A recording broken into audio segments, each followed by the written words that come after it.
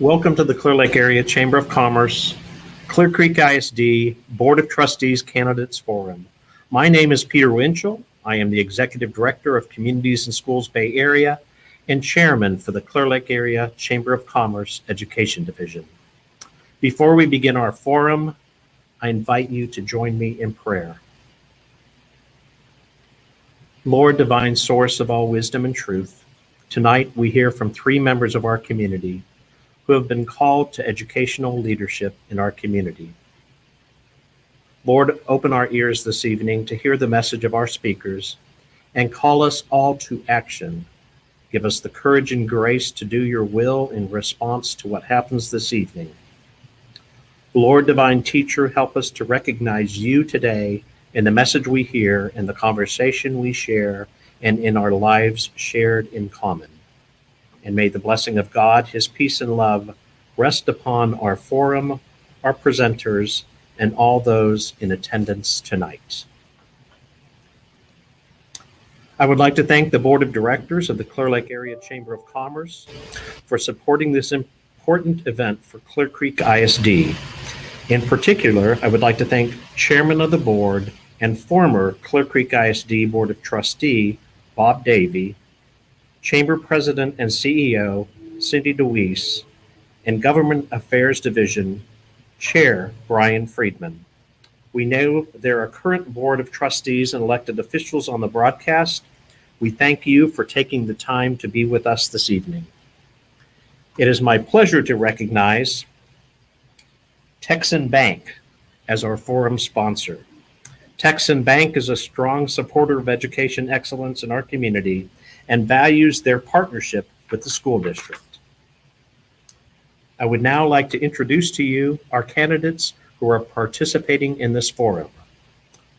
The first candidate we have today is Wynn Weber. Greetings, everyone, ladies and gentlemen. Chamber, thank you so much for putting on this forum like you always do. We appreciate the support of CCISD students so much. And thank you, Peter Winchell, and thank you, Dr. Freedman, as well. Wynn is running for a position in District 2, and she is the incumbent in this position. Thank you, Wynn. The next candidate I would like to introduce is Jason Clark. Hello, thank you both. I appreciate the opportunity to participate tonight. Super excited. Jason Clark is running for a position in District 3. Thank you, Jason.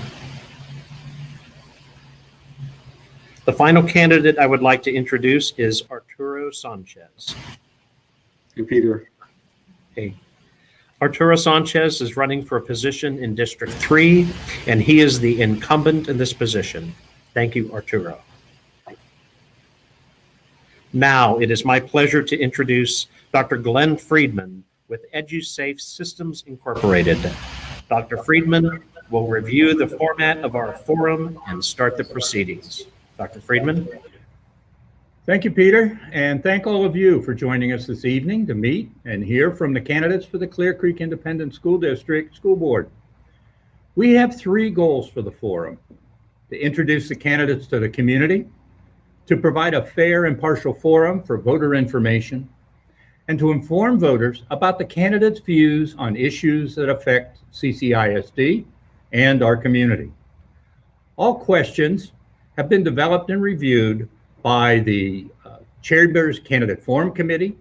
The questions have been framed to elicit responses reflecting how each candidate would act as a board member or about issues that board members would be expected to know about. For background information about the individual candidates, we encourage you to read about them on the CCISD website with information that they have made available. That website is www.ccisd.net/2020 And because that information is readily available, we'll have no personal questions for the candidates this evening. Now to the format. Each of the three candidates will present and respond to the same number of questions. Two of the candidates, both from District 2, are not here, Will Strohmeyer and Michelle Davis. Now, to keep things moving along, there are 6 sections to the forum. The first one we're calling Hello, Everyone, and this is a 90-second opening comment section by each candidate. The order of those comments will be by district and alphabetical. That is District 2, Ms. Weber, followed by District 3, Mr. Clark, and Mr. Sanchez. Second section is called All Hands on Deck, and this is one in which all candidates will answer the same general question in a 90-second time frame, starting with Mr. Clark and then going alphabetically. We'll have a different leadoff person for each question. The third section is called Fast and Furious, and that's where each candidate will get a different question and 60 seconds to respond. The fourth section is called Know Thy Neighbor, and this is a section in which the candidates from the respective districts will answer the same question, but gear their responses to address the constituents in their district. Each person will have 60 seconds to answer. Then the next section is called, On the Record. And this is where I will read a statement, not a question. And the candidates will have 60 seconds to respond by stating whether they agree or disagree with that statement and discuss their rationale. And last but not least, our final comments, 45-second closing comments by each candidate that's here this evening. The order for the final section is the reverse of the opening. That is Mr. Sanchez first, followed by Mr. Clark, and then Ms. Weber. Now, candidates will be notified when they have 15 seconds left to wrap up their responses. There'll be a pop-up box that reads, "This is very clever, 15 seconds." Now, I'm sorry that we won't be able to take any questions or comments from the audience, given the nature of the technology and our time limitations. But each candidate has a Facebook page and an email address that is listed on the ccisd.net/2020 election website.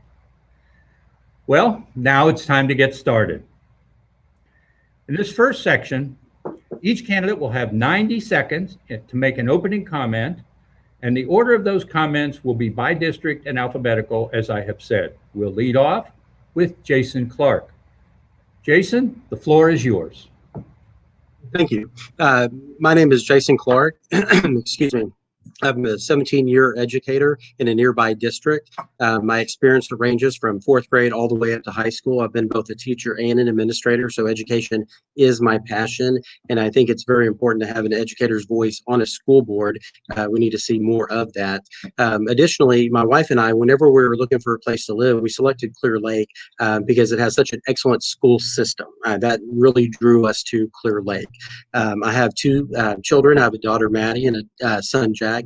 My my daughter Maddie is in a GT and WAVE program at her elementary school, and my son Jack is in a special needs program AA unit at his elementary school.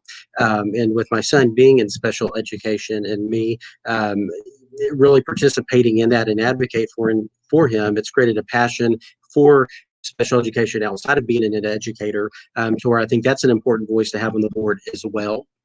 One thing that I like to bring to CCISD is my experience as an educator, specifically in career technology education.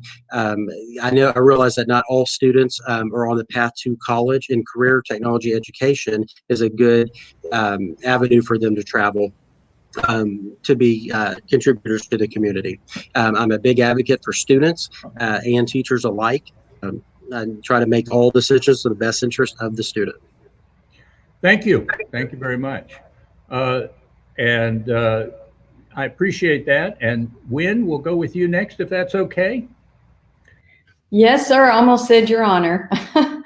Good evening, everyone. My name is Wynn Weber, and I'm currently serving in District 2. I served in District 2 from 2008 until 2017. I was elected to serve 3 terms. And then Chris Reed told me that he would love to run, and it was a perfect time for me to step down. We had a great veteran board going and a very high functioning board. As a matter of fact, we had recently been named the high functioning board of the year by Texas A&M. So that was wonderful timing. And Chris Reed was a great board member. Chris passed away very suddenly, and the board voted for me to finish that unexpired term. I did not see that coming, and it was a great honor to serve that term with Chris. But now the board is a little bit different, and we're in the middle of a superintendent search. We have a new superintendent who will be coming in at some time, and once we find that person, and there are other things going on. Of course, the Safely Reopen is happening, and we have a brand new strategic plan. So I think it's a great time to have consistency on the board. Thank you, Wynn. Arturo, the floor is yours. Thanks, Dr. Freedman. Good evening. My name is Arturo Sanchez, and I'm the current trustee representing District 3. Before I begin, I'd like to thank the Clear Lake Area Chamber of Commerce and Texan Bank for your support of education excellence in our community and for making tonight's virtual candidate forum possible. It's been an honor to serve as a trustee for nearly 3.5 years, and tonight I appreciate the chance to share my background, offer insight into my thoughts and views about serving on the CCISD board, and reaffirm my commitment to serving another term. Like many of the Chamber's members, I'm a proud parent of students in CCISD schools, and my wife and Jamie and I have enjoyed being involved at our kids' schools, whether it's serving as a volunteer, supporting PTA, traveling for robotics competitions, or attending numerous school activities and events. I share the pride of all of our students' successes. As a trustee, it's been a privilege to attend and support countless events showcasing the talents, gifts, and aspirations of our 42,000 students. Professionally, I'm the Director of External Relations at the Johnson Space Center, and I'm responsible for leading a team of 145 civil servants and contractors who support public affairs, employee communications, legislative affairs, and STEM education. My commitment to service and giving back to my community was shaped by my parents at an early age, and my interest in supporting public education and serving on the school board is something I attribute to my mother in her 39-year career working as an educator, diagnostician, elementary school counselor, and Fort Bend ISD. I look forward to sharing my views with you this evening, and thank you for your time and your interest. Thank you all very, very much. And now it's time for the all hands on deck question. This is one in which I will be asking the same open-ended question to each candidate, rotating the order. They'll each have 90 seconds. And again, Jason, we'll start with you if it's okay. Here's the question. Clear Creek ISD's budget is over $370 million. It supports about 5,000 faculty and staff and helps to educate over 42,000 students. As a trustee, when you're presented with this huge budget for the district, what will be your process to determine if it's the best budget for the children, staff, and region that we serve? Basically, to make sure that we have all of our needs covered. And that starts with the teacher salaries. That makes up a large part of the budget. So we want to make sure that we are competitive with our salaries with districts, nearby districts, so we can attract talent. And additionally, the academic needs of the students are being supported, with solid instruction and curriculum and programs and resources. Also, I want to make sure that it is a balanced budget to where revenues, match expenses, and we are using that. We're using the budget monies with responsibility and good stewardship to meet the best interests of the community and the students. Much. Next, Arturo. Same question. What's the process you use to determine what the best budget might be for the district? Thanks, Dr. Freedman. Really, the first step is looking at our previous year budget allocations. The district has done an excellent job at managing very tight budgets and ensuring that the proportion of the budget that goes directly to students in the classrooms remains the primary focus of our expenditures. There are additional areas that we look at that are extremely important, looking at our student safety and health, looking at special programs and ensuring that we have the transportation and support necessary for all of our students. We've been a strong district in ensuring that our rating by the state of Texas continues to show high accountability, and ensuring that we continue to maintain that standard is important in looking at setting the budget. Those would be the primary areas of focus as I think about how we set a budget, and also considering the fact that our local dollars continue to be an increasing part of the annual budget for our students and for our families, ensuring that those are going directly to students for their benefit. Thank you very much. Wynn, same question. What's your process for determining the best budgets for the district? Well, Peter, we always look to the superintendent goals that we set, and those fall in line with our strategic planning. We want to make sure that the goals that we set, the targets that we set, are supported by resources, and that's what guides us. And I just wanted to point out that our administration, the percentage of our budget that goes to support administration and CCISD is lower than the recommended rate, both nationally and statewide. So we do a good job there managing our resources, but we have to provide the resources to support the targets that we expect our superintendent to meet. It's time for the next question, and Arturo, you'll be up first. The school board has only one employee, and that's the superintendent. The board as a whole is responsible for approving the superintendent's goals each year and assessing his or her progress toward meeting those goals. The district will soon have a new superintendent. What 2 or 3 goal areas are most important components of that assessment as you look forward to the coming year? Unique to this next year, especially for a new superintendent, will be ensuring that we are likely doing an assessment of many of our programs and activities. First, we'd make sure that the superintendent is aware of the COVID expenditures and the additional support that we're providing to our students and teachers, ensuring that the programs that we've established through Clear Connections and for our brick and mortar students, that the budget is meeting their requirements. In addition to that, we've discussed some additional items that we would like to consider as we think about the future of our district.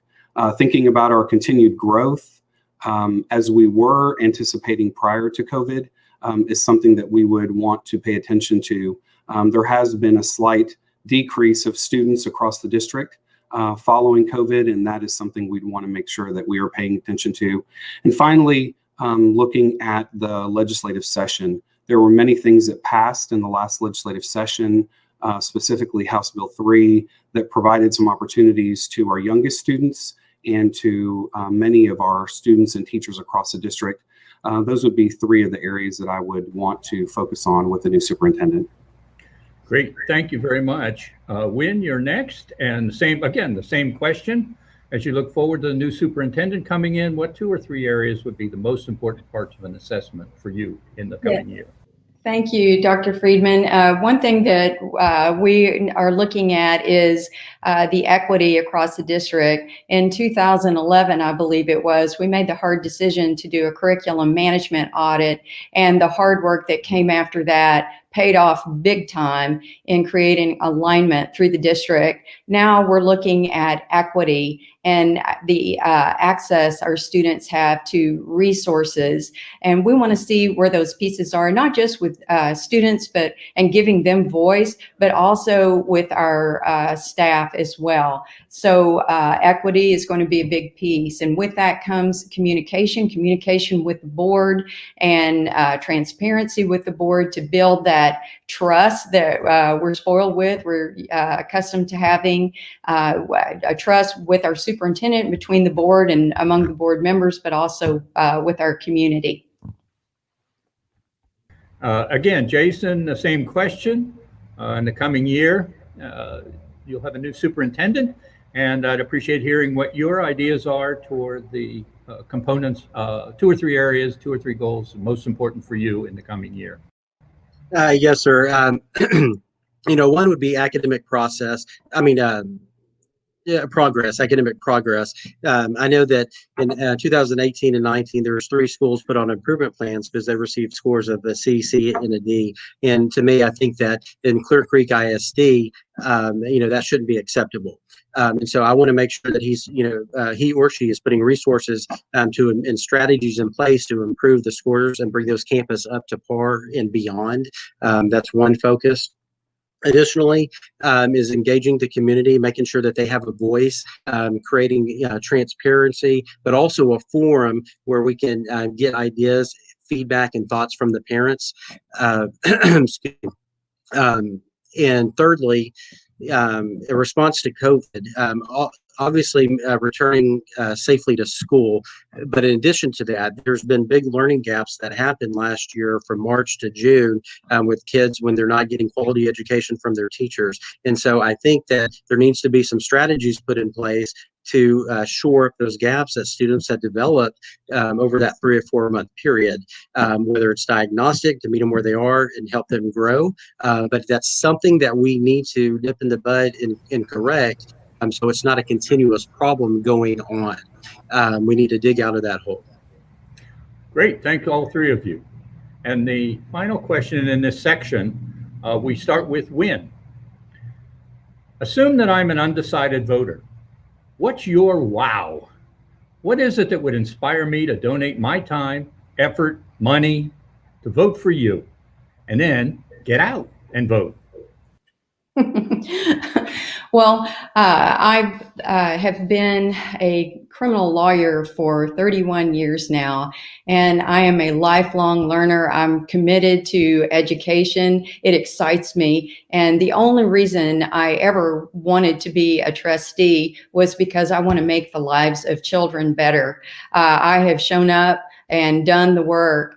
And I am thrilled with the work that's coming. It just is very exciting. In the last couple of years, I've had a bit of training in trust-based relational intervention and trauma care. And I've just been very excited about learning about the needs of students and anxiety and all the different causes of that. So I'm a listener. I'm open, available to everybody in the community, and my only driver is what is best for students, and the community helps define what that is. I believe that what is best for CCISD students is not necessarily what's best for other students in other districts. So I am wide open to learning about that.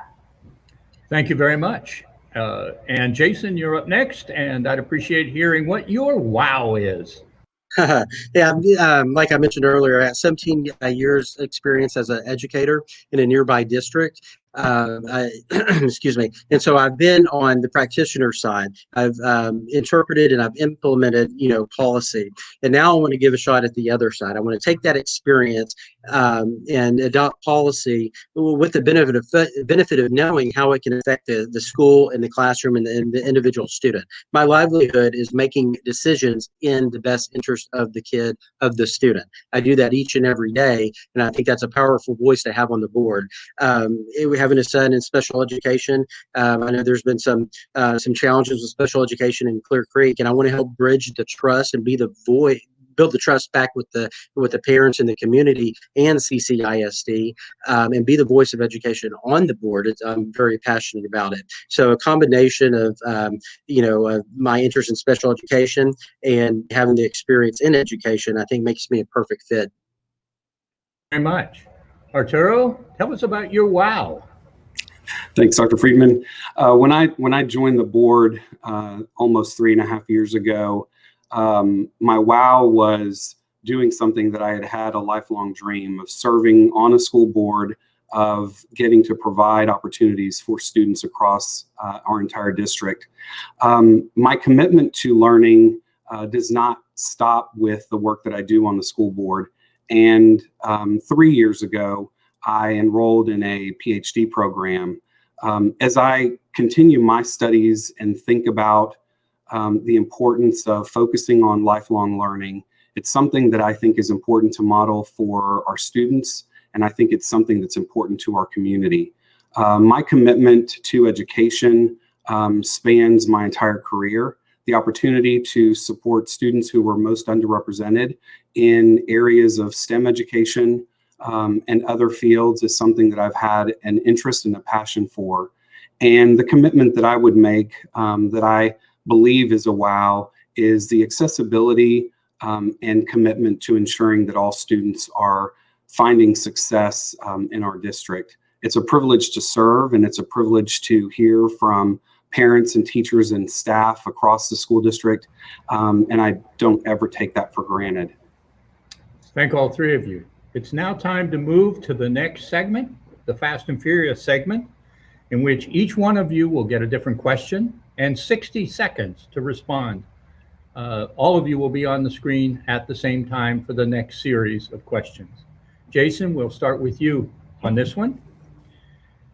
Health, student and staff safety, and district security are issues that are always on the minds of school board members. Looking forward, what do you think are the wisest practices to implement at this point that would further safeguard students and staff, life and property? I reviewed, the safety plan for the district, and I think it's a very sound plan that they adopted. A couple elements. One is as an administrator on a campus, the evacuation piece, whenever with the safety protocols, gives the students a flexibility to react to a situation whenever they're in danger instead of hunkering down in a classroom. So I'm very happy to see that for the district. Secondly, the adoption of the See Something, Say Something, I think is excellent because, the kids hear and they see what's happening on the campus. They know, they know when threats are going to happen, or they hear that, but they may not be comfortable coming to an administrator and sharing that. But the See Something, Say Something gives them a private outlet to report an issue that they may hear on campus with anonymity. Secondly, the app to communicate with students, I think, is a great tool to keep them abreast on safety situations in real time. Most of our students have phones. It's a great way to communicate. Thank you. Wow, right on time. The next question is for you. School board members are required to have training. What training have you found to be most beneficial for you personally, and what training would benefit you moving forward? Thanks, Dr. Freedman. The training that all training has been beneficial. As a trustee that has served for 3.5 years, I find that listening to subject matter experts from across the state, either at conferences or at training sessions, is something that is very beneficial and provides perspective. More specifically, training around our students' social and emotional well-being has been extremely important as we think about, at the core, students feeling like they can be successful at school and knowing that they are in a state where they're able to learn and contribute. In addition to that, thinking about changing demographics, I believe that our district will continue to change in its demographics, and that's something that I would continue to have an interest in learning about. Thank you. Wynn, next question is for you. Over the past 15 years, CCISD has been successful in gaining voter support for capital bonds. Looking forward, what are the district's greatest capital needs, and what do you think a bond referendum should, and do you think a bond referendum should be considered in the next 3 years? Thinking about that finance piece, Dr. Freedman, one of the fun things to do as a board member is to keep that trust with our taxpayers. And so when we our last bond election, for example, we told the taxpayers that we thought that a comfortable estimate of an increase in the tax rate would be 3 cents, and and we did not increase it. As a matter of fact, we just decreased it a penny. So keeping that faith helps with those future bond referendums, and really anytime we need the community at our backs. A lot of times that's finance, but it spills into other areas as well, like Safely Reopen, for example. And we're wonderful, I believe, in bringing the community in and assessing all of our structures to see what structure is in the most need of care. And our committees make recommendations to us over a period of time. We ask those questions. Thank you. Thank you. Mr. Clark, back to you. What's your opinion about the appropriate role of charter schools, private schools, and during the pandemic, the pop-up neighborhood schools, and whether or not public funds should be used to support any or all of those kinds of operations? I feel that, parents should have a choice in their students' education. And my choice was CCISD, because CCISD is top-notch, great district, very competitive. And so that parent choice I want to bring into CCISD with great programs to give parents more choices in magnet school, CTE programs. So the choice is CCISD, Clear Creek ISD, and they want to stay in our district and keep their tax dollars within our district. Thank you very much. Mr. Sanchez, should school personnel be permitted to carry weapons on school campuses? Why or why not? I don't believe in our district that it's that is right for us. I don't believe personnel need to be doing that. We do have school officers that are on campus that do provide that support and assistance if needed, as well as the cooperative relationships that we have with our local authorities. Our focus on our students is educating them in the classrooms and ensuring that they are successful in our schools and in our classrooms. Having guns is not something that I believe is part of our overall plan for ensuring their safety and security, and I don't think it's something that we need in CCISD. Thank you. Ms. Weber, the next question is for you. What are the key factors that you as a board member use to determine the viability and efficacy of special education programs, given their visibility in the district?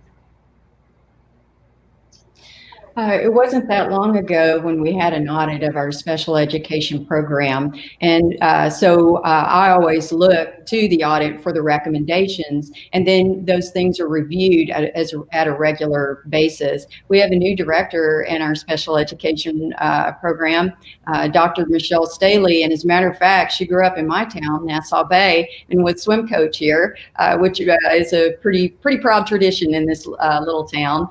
But she was successfully the principal at Clearbrook High School, and during her term, that school became a school of character, which is a very big deal in a high school.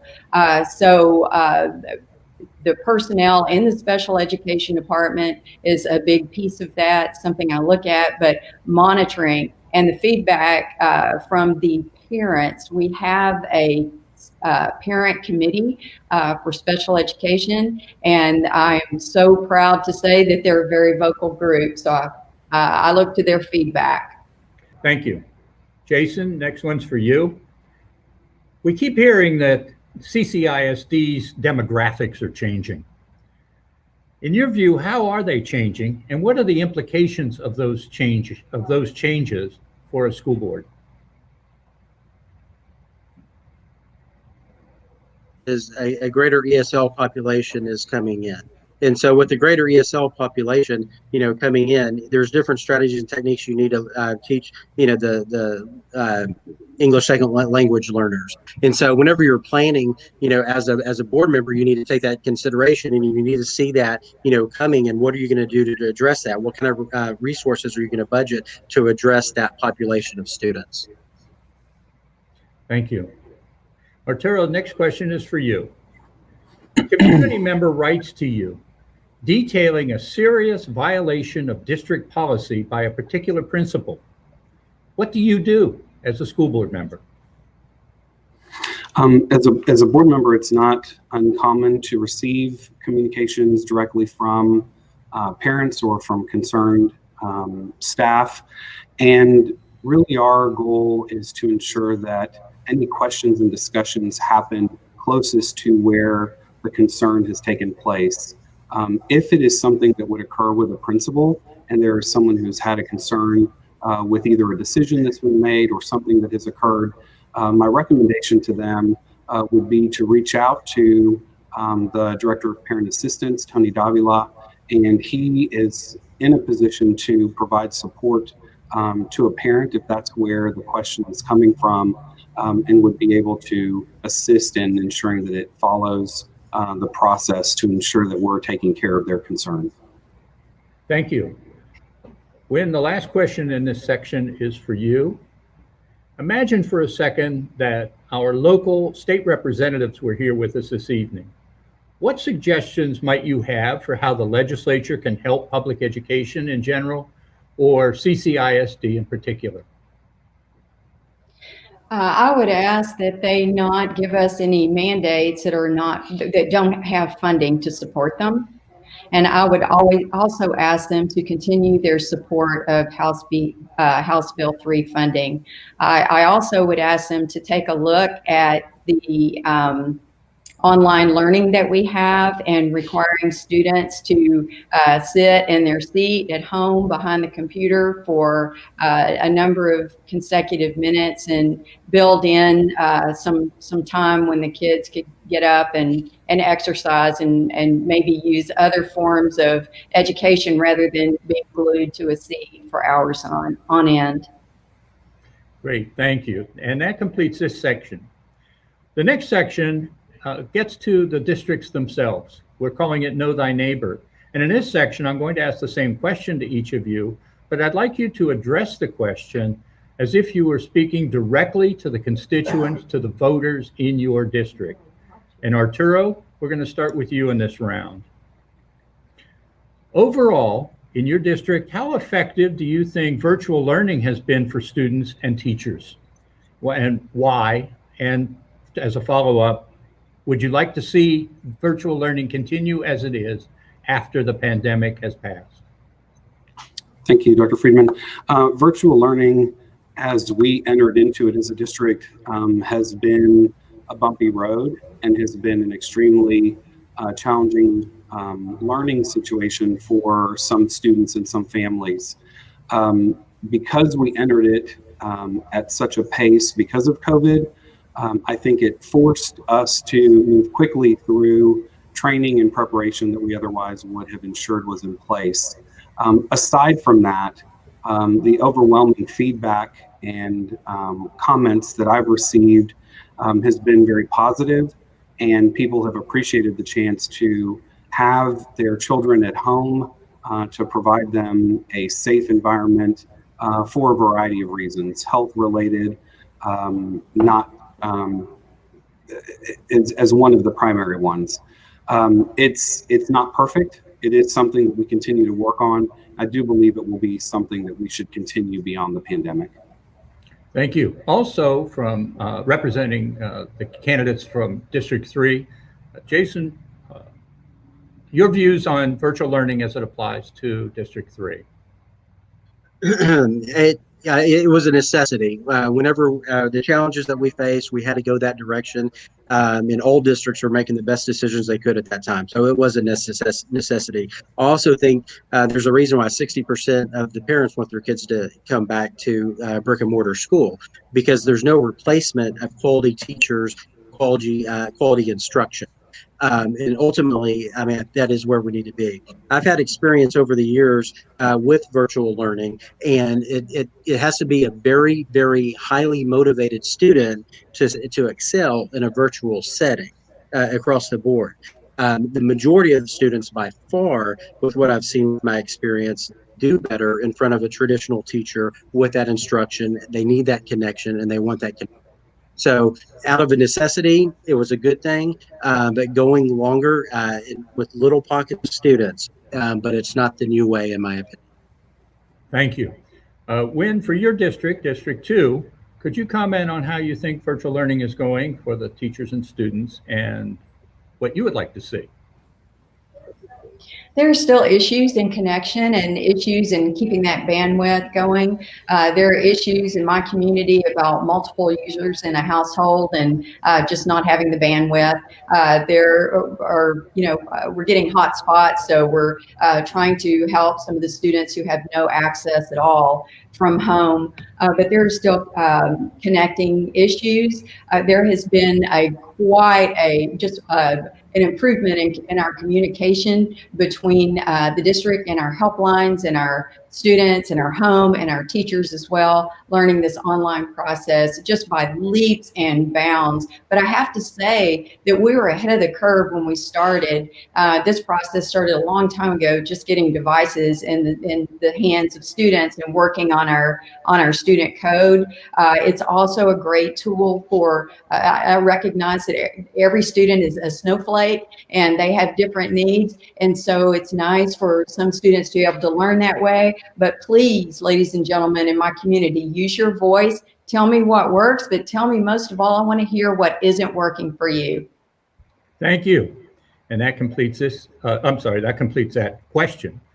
The next question, and Jason, we'll start with you on this one. When a new superintendent comes aboard, he or she will be asking about the various districts. What specific things would you tell that person about District 3? That District 3 is a very great district. We have a lot of engagement from the parents. They're very involved with their students' education, and with the COVID and the virtual learning. I got a lot of time to spend talking to parents in the neighborhood, and they're very opinionated. And they have a lot of ideas on the district. They're concerned parents. They're engaged parents, and we need to tap into and get feedback from them and engage them in the process. So with District 3, you're going to get a lot of engaged, motivated parents. Great. Arturo, also District 3, what would you tell the new superintendent about your district? I would share that our district has parents who are highly motivated, who are overachievers, who are educated and have high standards and expectations for their students.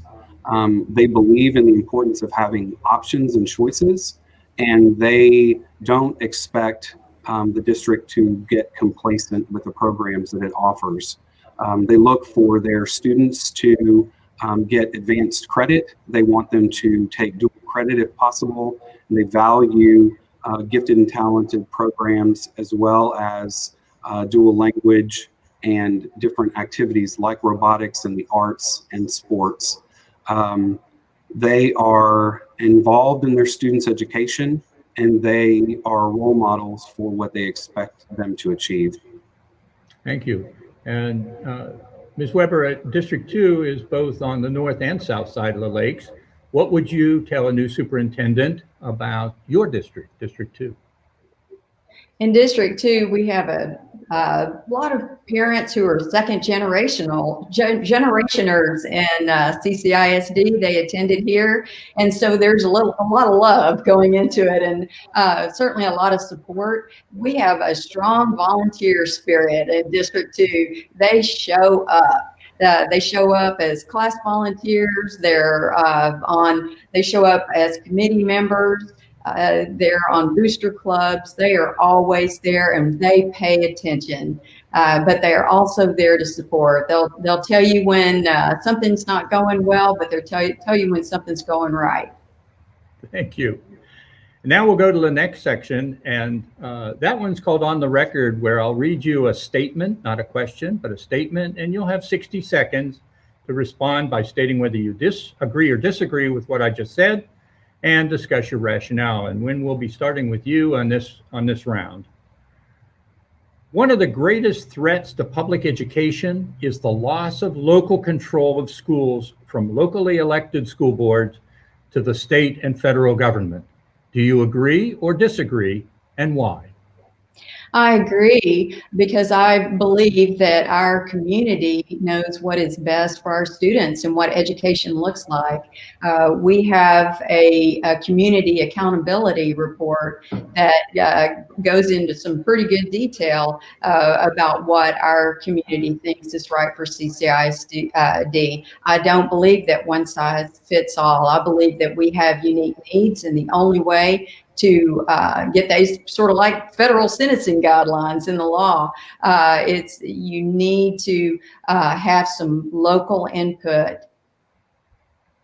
Thank you. The next question goes to you, Jason. Or I'm sorry, the next statement. With all the pressures on the budget and with increasing costs for operation and technology and COVID and so forth, CCISD should consider scaling back selective programs that are not measured by state testing, such as art and music education, affective or character education, physical education, and so on. Do you agree or disagree with that statement? And tell us why. I disagree, and I think that goes against CCISD's core values. They target educating the whole student and growing them and helping them realize their talents. And I think if we cut out those programs and minimize that, we don't. The student's not going to realize their true talents, and so that totally goes against what Clear Creek ISD stands for. Thank you very much. Arturo, the next statement is for you. When the new superintendent arrives, he or she asks you what your top priority is as a school board member. You say that your top priority is increasing student test scores. Do you agree or disagree? And tell us why. I believe maintaining a high standard, which equates to high test scores, is definitely important. I would want the new superintendent to know that beyond test scores, that we focus on the entire student, that we want them to learn how to lead. We want them to know how to give back to their community. And we want them to also be enriched through extracurricular activities. We have not prided ourselves in teaching to a test. We feel that there is much more to offer in a district as diverse as ours. And I would want the superintendent to know that we absolutely value academic success for students. We want to consider it in all the ways that means in our district. Great, thank you very much. That concludes that section. And now we're coming to the final section of the evening. Candidates, you've all done a fantastic job. Thank you all very, very much. You've given the voters a great deal to think about. And now we'd like to hear your final comments. These are 45-second closing comments, giving you a chance to speak directly to the voters. And the order for the final section is the reverse of what we did earlier. Mr. Sanchez first, then Mr. Clark, and then Ms. Weber. Mr. Sanchez, the floor is yours. Thank you for watching tonight's candidate forum. The chance to speak about my commitment to the district, our students and teachers, is something I feel privileged to do. As I reflect on the contributions I've made serving on the board the past 3.5 years, I think about the importance of the conversations I've had with parents, students, teachers, community members, coworkers, and former trustees. Those conversations provide a valuable lens that provide context and personalize the perspectives, passion, and opinions of most of our stakeholders. I'm committed to building and sustaining CCISD's leadership role in Texas public education and ask for your support. If you haven't visited my website, electarturosanchez.com, and please feel free to reach out if you have any questions or suggestions. Thank you. Thank you, Arturo. Thank you very much. Mr. Clark, your final comments, please. The floor is yours. Thank you. And again, I'd like to thank Texan Bank and the Chamber for hosting this and inviting me. I have 17 years of experience as an educator, and it's very crucial that an educator's voice is on the board. I am an advocate for students first. I want the best interest of the students to be made with every decision, be in mind with every decision. I'm also a big supporter, of teachers and supporting teachers. Special education is a passion of mine. I'm going to be the voice of special education on the board. Thank you, sir. Thank you. Ms. Weber, the final closing comment is yours. You have the floor, please. Thank you. Well, this is an unusual time to vote, and I just want to remind everybody that voting takes place November 3rd. Whenever you're voting for everybody else, you start with the national election and you go all the way down to the bottom, and please go all the way to the bottom because that's probably where you're going to find the CCISD election. I think that perhaps the JPs and constables might fall after we do, but we even fall after your local city election. So that's going to look different for 13 municipalities and all the different voting precincts. So please remember to go all the way to the bottom. And vote for the top candidate. You all have acquitted yourselves extraordinarily well. And on behalf of the chamber, I would like to thank all of you. I'd like to thank you for your willingness to serve, for your willingness to put in the time and the effort that it takes to be a school board member, and for caring. It's what keeps CCISD strong and keeps us as a preeminent district. We all very much appreciate all of you. And with that, this completes the forum section. I'd like to turn it back over to Dr. Peter Winchell, who has a few final words on behalf of the Clear Lake Area Chamber of Commerce. Peter? This is the conclusion of the CCISD Board of Trustees Candidates Forum. I thank you for being an informed voter. The Clear Creek Independent School District's Board of Trustees will hold regular elections for the following trustee positions on Tuesday, November 3rd, 2020. On the ballot, District 2 candidates are Wynn Weber, the incumbent, Michelle Davis, and Will Strohmeyer. District 3 candidates are Arturo Sanchez, the incumbent, and Jason Clark. Thank you all for running for office. We appreciate your commitment to public service. Early voting begins on October 13th and ends on October 30th. Once again, our thanks to the candidates for participating in this forum, our sponsor, Texan Bank, our host, the Clear Lake Area Chamber of Commerce, our moderator, Dr. Glenn Freedman, and most importantly, thank you all for joining the forum and for being engaged. Have a good evening.